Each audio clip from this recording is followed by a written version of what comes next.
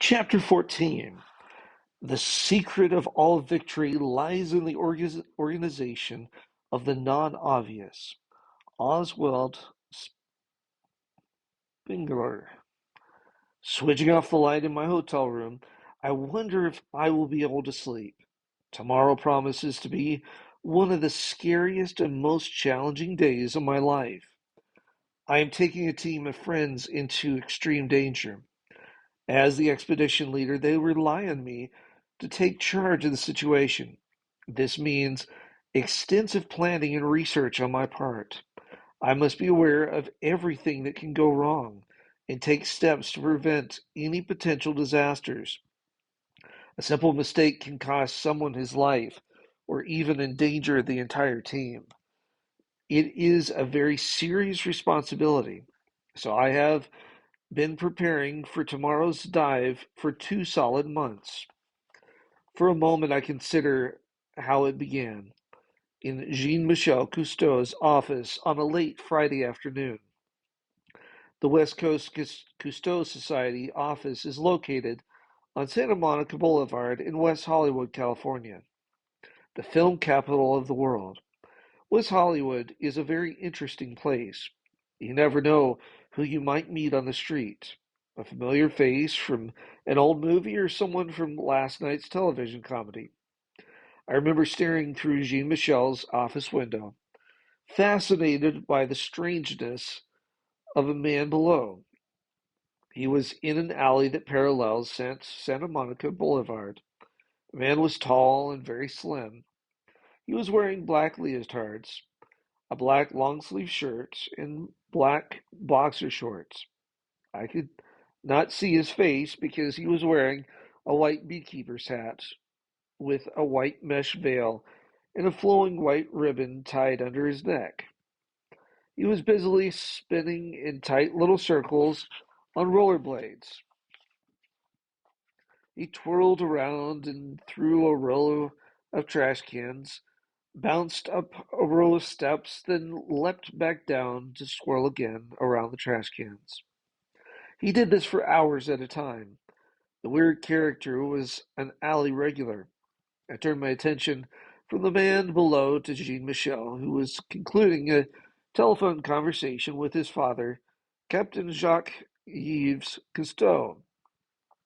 They are speaking in French, so I have no idea what they are talking about. I have been studying French for a year, but the romantic sounding language remains a mystery to me. Jean Michel hangs up the telephone and turns in his chair to face me. So, Stephen, are you ready for a little adventure? He asked innocently. I grinned. It is my favorite kind of question. I need you to take a small flying team to Hawaii to film humpback whales, he says casually. My grin gets bigger. I am liking this conversation more and more. Then I need for you to fly over to the big island of Hawaii. The volcano there is erupting and I want you to film the lava flow. My grin is now out of control. It happily slops across most of my face. Jean Michel grins back at me. He is talking so matter-of-factly that it should have been a clue that my boss was setting me up. Jean Michel loves to tease, so he drops his bombshell offhandedly. The lava flow is flowing into the sea, and we want some underwater footage. My grin collapses into itself. What? Jean Michel smiles mischievously. Captain Cousteau particularly wants you to get close-up footage of the lava flowing underwater. Close-up footage of lava flowing underwater? I echo weakly. How do you film lava flowing underwater? Jean Michel boyishly swings his feet up onto the desk. Well, you begin by going downstairs and getting some of the guys to help you pack up the equipment. Jean Michel is really enjoying this. Then all of you get onto an airplane. When you get to Hawaii, get off the plane and look for an erupting volcano. Then follow the lava flow to where the ocean is smoking. Jean Michel, I interrupt him. He smiles and stands, happily placing an arm over my shoulder. Stephen, it is for me to think up the ideas. It is up to you to carry them out. We both know you're going to figure out how to do it. Just be careful. As I head for the door with my thoughts in turmoil, Jean Michel throws a last piece of advice at me.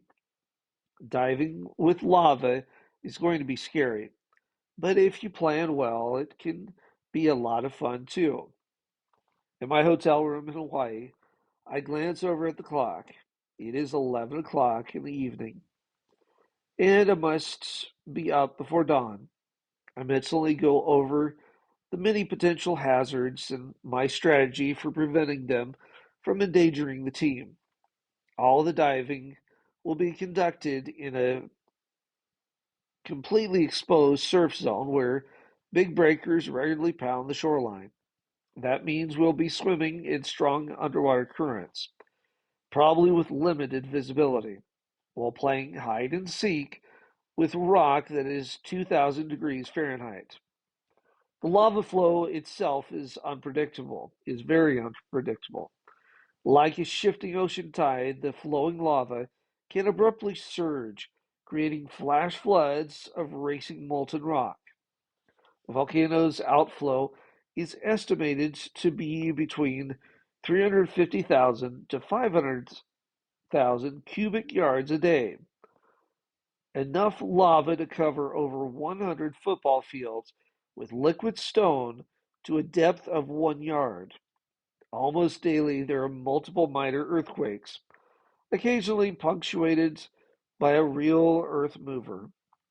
The shoreline where the lava spills into the ocean is very unstable. Landslides are a regular event. Underwater, these sudden slides create strong downward plunging currents that can suck unsuspecting divers to their deaths. Earlier this year, a large submarine landslide flushed a diver down to a depth of over 300 feet. He barely escaped. After spending a month recovering in a hospital, he now refuses to go anywhere near the lava flow. So much for the hazards, I think to myself. Now, what about my plans for preventing them? My first consideration is finding the right kind of boat and captain for going into harm's way. This requires a special blend of man and machine because each is only as good as the other's weakest qualities. Usually, the condition and layout of the boat reflect the character of the skipper. After some serious searching, I find exactly the right combination of boat and captain. I chartered a Force 30, which is built locally and designed for Hawaii's turbulent waters and heavy surf. Tsunami, which means tidal wave in Japanese, is an aluminum hulled 30-foot long cruiser, and with her twin screws, she will be quick and agile. It is a boat that can move aggressively in the face of danger. The owner, a barrel chested Hawaiian named Russell, is a professional fisherman. He often fishes with his boat in big surf conditions, so he knows the wave and current patterns around the lava flow. I also hire an underwater lava guide, the owner of a dive shop in the town of Hilo. Harry has logged over a dozen dives on lava flows. He is actually an ex-student of mine. We met at the College of Oceaneering, where I taught commercial diving. I know him to be competent and dependable. Harry is now slightly handicapped. An automobile accident several years ago left him with three fused vertebrae in his neck. He is unable to turn his head without rotating his entire upper body. It makes him animated, his more animated conversations visually distracting. It pleases me greatly to ask this physically challenged person to join our team. I've also had extensive discussions with a local volcanologist and with several experienced lava divers. I know the underwater topography of the lava flow. I have driven to the Hilo Hospital, so I know the way. And I have the radio frequencies for calling in the Coast Guard should we need emergency evacuation or hyperbaric services, a recompression chamber. Most importantly, my dive team members are all professionals. We are also close friends. And this is the critical key to our safety. As adventurers, we rely on each other to look out for the safety of the entire team. Ours is the close bond of friends who have faced danger together. It is a unique camaraderie built on trust, loyalty to each other, and on hardships overcome through team efforts. Lying in my bed, I snuggle down into the covers, confident that we are ready for tomorrow's challenges. Taking a deep, relaxing breath, I am completely unprepared for the sudden arrival of an earthquake. The bed begins to shake lightly, and I see the clock's red glow vibrating on the nightstand. After a few seconds, the minor earthquake shaker fades away, leaving me awake for the next couple of hours visualizing underwater earthquakes and landslides. I'm also suspicious about Jean Michel's casual comment that tomorrow might actually be fun. My last thought before slipping off to sleep is a lingering question that keeps echoing through my mind. Are we really ready? At first light, after loading the equipment, we trailer Tsunami behind a pickup truck with huge knobby wheels to a little used boat ramp on the south shore. Most boaters avoid using this ramp because getting out in open water is a very challenging experience. A small cement pier and tiny rock jetty provide a little protection, even when the surf is small. Today, of course, large breakers are pounding the south shore. Standing nervously in the parking lot, I watch every third or fourth wave wash over the jetty and smash viciously into the pier. What do you think, Russell? I asked the big Hawaiian. Can do, brah. Russell's short answer is not easy to understand. Many Hawaiians favor speaking in pidgin, a local blend of English and Hawaiian that uses as few adjectives, adverbs, and modifiers as possible. Russell's speech is even harder to grasp because he is shoveling a jelly donut into his mouth. He glances out at the pounding surf. The waves are cresting at heights of 8 to 10 feet. More better. Come back by lunchtime, he mumbles, cramming another donut into his face. As Russell bites down, a blob of red jelly squirts out of the donut, sprinkling his t-shirt. Why do we have to be back by lunchtime? I repeated his question for Michel Delors' sake. Michel is listening closely, but he is again totally lost in another strange American accent. Tide be high, brah. Surf much better, replies Russell, wiping at the jelly globs, effectively spreading them across his white t-shirt. Russell's plan is simple. All of us get into the boat while it is still on the trailer. Standing at the helm, Russell carefully watches the rhythm of the waves. Then he abruptly yells at his cousin, who is behind the wheel of the pickup. The cousin slams the big truck into reverse and quickly shoves the boat trailer down the ramp that hits the brakes. The Force 30 slides off the trailer and crashes into the water as Russell fires up both engines, spins the wheel, and goes for full throttle. The stern of the powerful boat digs in, turns 180 degrees, then launches forward. The whole process takes about 15 seconds before we are plowing into the first oncoming wave. Russell takes each wave at a quarter angle to reduce the impact. The most interesting aspect of his crashing through the breakers is that there are surfers riding some of the waves. Russell sets his course and leaves it up to the surfers to get out of the way. A couple of them shout and wave as we pass, but somehow I do not think the greetings we are getting are friendly. But we begin our high-speed run to the lava flow. I ask Russell an important question. If the surf is going to be bigger when we return, won't it be more tricky bringing in the boat? Russell grins. Yeah, going to be harder than getting out. So, what's your plan? I'm very interested in his answer. Same plan as going out, laughs Russell, only go much faster. At 9 a.m., we reach our destination and begin motoring just beyond the turbulent water of the lava flow. The boat's engine water inlet temperature is 90 degrees Fahrenheit, and we are still 200 yards from shore.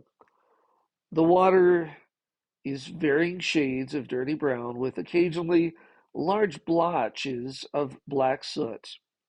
The surface looks like a giant bubbling mud puddle with floating shadows of dense debris.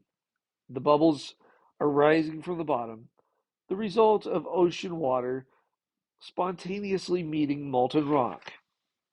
For safety's sake, Michelle, Harry, and I will make the first reconnaissance dive. The other two members of the team will stay on the surface. Harry doesn't seem to mind that he is not yet going into the dangerous water. The inlet temperature is now 105 degrees. Russell carefully maneuvers the boat closer to shore. Yesterday, from the air, the lava spilling into the ocean looked really scary. This morning, from the up close perspective of a small boat, I see that the lava flow is downright terrifying. It looks like a futuristic war zone. Before me, across its half-mile front, tremendous amounts of molten rock spill into the ocean. In a few places, the lava weeps slowly into the bubbling water, but mostly the fiery rock is gushing forth in thick globs or in fast flowing streams. A billowing wall of sizzling steam rolls off the turbulent water. At the heavy flow points, the liquid rock is so hot the ocean water instantly flashes into superheated vapor. I watch a wave break off a large chunk of steaming lava. It falls, hissing loudly into the water. Then it explodes, hurling long, liquid tracers of lava through the air. One of the tracers falls back into the water only 50 feet from the boat. It momentarily spins about, spewing out spits of steam like an errant firework. Russell reverses the engines and motors back out, looking for cooler water. It is really out of control today, offers Harry, our guide, echoing my thoughts exactly. Think it's safe enough to dive? I ask seriously. Nah, he shrugs, awkwardly turning his whole body from the shoreline toward me. It's never safe. That's why so few people have ever done the lava flow. This is going to be more fun than diving with the saltwater crocodiles, laughs Michelle, as he begins suiting up. Is he kidding? Asks Harry. He hasn't really dove with crocodiles. Yeah, last year in an Australian river, I answer. He filmed a 12-foot long saltwater crocodile from only 2 feet away. From inside a sturdy steel cage, no doubt, chuckles Harry. Actually, replies Michelle nonchalantly, I don't like how the cage bars restricted my filming, so I went into the water without it. Wow, Harry says, impressed. Would you do it again? No, crocodiles have very large teeth and move fast. I wasn't being very smart. Michelle picks up the underwater cinema camera. Are we ready? He asks calmly. I glance at the engine's water inlet thermometer. It is back down to 101 degrees. Let's rock and roll, I say with more enthusiasm than I'm feeling. Stepping to the side of the boat, I leap overboard. It is like jumping into a giant jacuzzi with a wetsuit on. The hot water instantly fills my rubber suit and half floods my dive mask. Some of the hot, sulfur tainted water trickles up my nose, but I do not pause to clear the mask. Instead, we urgently swim straight down. We already know that the water is hottest near the surface. Quickly submerging to a depth of 30 feet, we level off in the cooler yet still hot water. My wrist mounted thermometer is indicating 85 degrees. The water feels muggy, like wading through a hot swamp. Checking my compass in the direction of the sun, I orient us toward the shoreline and we begin our approach. At this depth, it is very murky. We pass through dark underwater clouds of soot and ash. Closer to shore, the sunlight dims to a dull red glow that wavers and fades to darkness with each passing soot cloud. I keep glancing at the compass, yet it is hardly needed. The lava flowing is producing a pounding cascade of underwater sound. It pulsates before us in loud crackling shock waves, as rock is being ripped, torn, and blown apart. As we get closer, the crackling, tearing reverberations intensify. I can feel the sudden passage of each shock wave as it strikes the rubber covering my ears. I'm doing continuous buddy checks. Michelle is swimming strongly with his camera to my left. I see Michelle's faceplate sweeping side to side as he eagerly looks for the first sign of liquid lava. On my right, Harry swims oddly because of his fused neck. He is doing extraordinarily large kicks with his fins. Each of the long strokes cause his body to roll off keel. He does this purposefully to create the rolling effect that permits him to look to each side. During one of his partial revolutions, our eyes momentarily lock. He smiles, then rotates away from me. Checking my compass, I see that the needle is swinging wildly. The liquid metal ores in the lava flow make the compass all but useless. I look for the sun to check my direction, but in the shadowed twilight of the underwater soot clouds, it is completely hidden. I'm determining our heading by listening to the concussion of sound, and that is when I realize the terrible noise is coming from beneath us. We are passing directly over the main part of the flow. The water becomes hotter and more active. There are abrupt, heated currents swirling up from the depths. I can feel myself sweating inside the wetsuit. It is a strange sensation underwater. Swimming more slowly, peering fearfully into the dark water below, my mind paints its own terrifying images of the inferno that is happening directly under us. Looking forward, I see a wall of darkness, a soot cloud vast in its dimensions. I am reluctant to swim into it. The other divers and I have gotten slightly separated. I have the strongest feeling that we could completely lose each other inside that dark hovering cloud. Holding up my fist, I signal the other divers to stop. The situation is just too dangerous to continue. I look to Michelle and shake my head side to side, then jerk my thumb back in the general direction of the boat. He nods his agreement. As we are swimming back out, I hear a deep rumble, then a far off sound of rolling thunder. Somewhere behind or deep below us, a major avalanche is occurring. I'm thankful not to be near it as the water around us begins to brighten. Seeing faint sunlight glimmering through the water, I slightly alter the course. I inhale deeply through my regulator. Life feels good.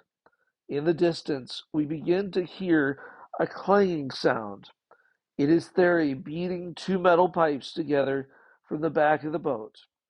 The ringing noise is calling us home as we swim eagerly toward it. We spent an entire month trying to film the lava flow underwater without success. The situation was just too dangerous. In life, we can't accomplish everything we seek to do. Yet, the most important thing about reaching for dreams or goals is the journey on which they take us. It is what we learn along the way. We weave all our experiences, whether they are accomplishments or failures, into a tapestry upon which we build our character. This becomes the fabric of our strengths or of our weaknesses. It all depends upon our attitude about life and about ourselves. To be truly happy, we need to see ourselves in a positive light. This is part of the wonder of a Christian commitment. Our focus is toward what is good. From goodness comes the strength of truth. These are good foundations upon which to build an adventurous and satisfying life. When facing death, some will wonder, did my life have meaning or purpose? Others may regret the things they didn't do. As an active Christian adventurer, these are not questions I will have to ask myself. To be is to live with God. Ralph Waldo Emerson.